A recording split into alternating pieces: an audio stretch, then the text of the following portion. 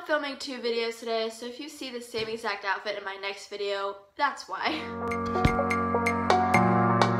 So I realized I haven't given you guys an update on June.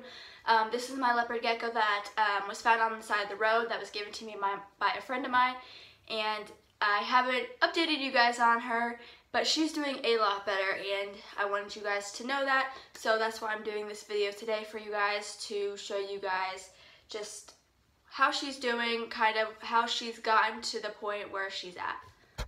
So this is my junior bug. As you can tell, she's doing a lot better. She's crawling around. She's much more docile than she was when I first got her. Yeah, that's little. I don't really want to hold her this whole video just because she's had quite a stressed life and I don't want to stress her out just so that she could be in this video.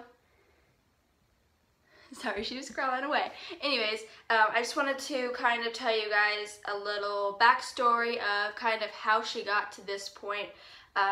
First of all, when I first got her, I looked up her symptoms that she wasn't eating, she didn't have a regular or normal looking bowel movement, and her legs were very stiff and didn't move quite right.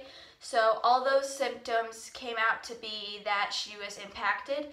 So right away, which was my first mistake, I tried to cure that impaction, meaning every day I would put her in a warm tub of water for a half hour, rub her stomach for a minute, give her some olive oil, and this really stressed her out because it didn't give her enough time to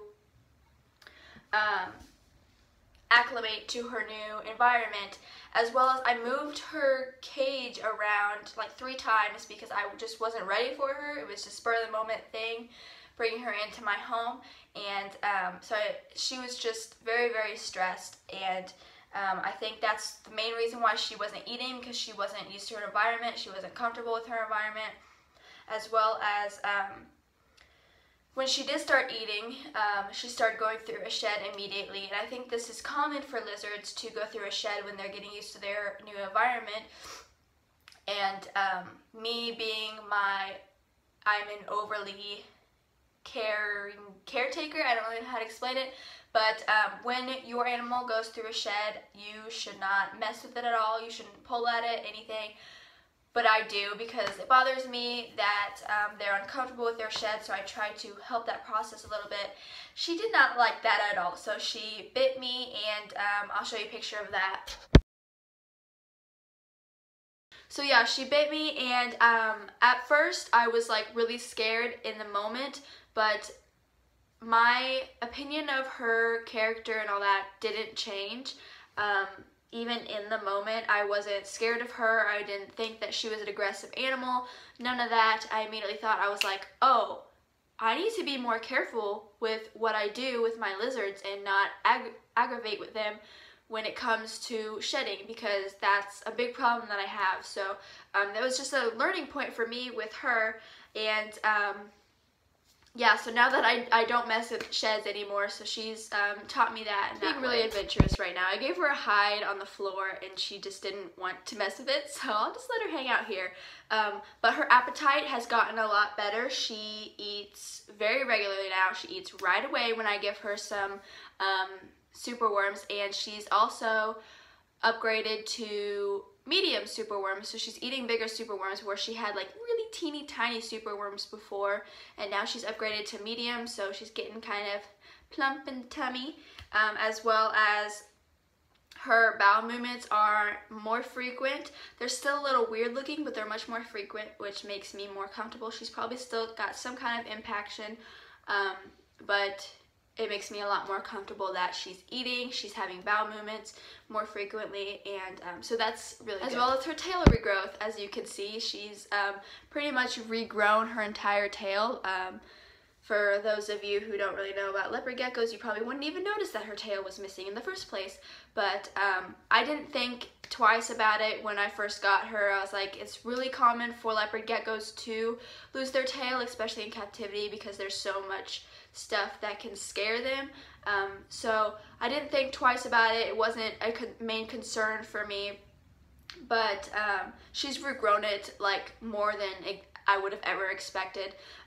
in what, 2 months, 3 months, it's grown to this point, and it makes me really happy to see her tail like this. And I'll show you some pictures of what it looked like before until now.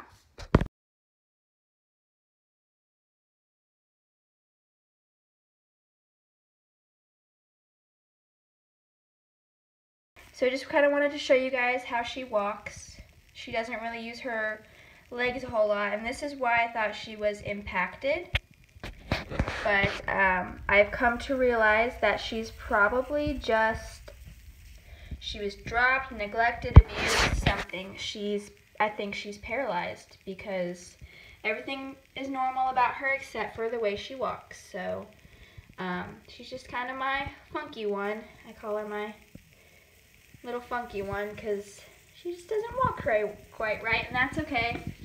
She still gets around. I'm super happy with how she gets around because she's figured it out. She's got it, and her stomach's kind of wonky as well. Like you can see, it's kind of curved. That's another reason why I thought she was impacted, but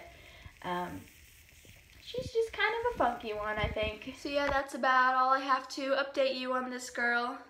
She's doing a lot better. I may or may not do some more updates, but honestly, I'm pretty happy with the way she is now, to the point where I don't think that she'll need any more updates. She's just kind of a special one, and I'm okay with that. So I will see you guys in my next video. Bye.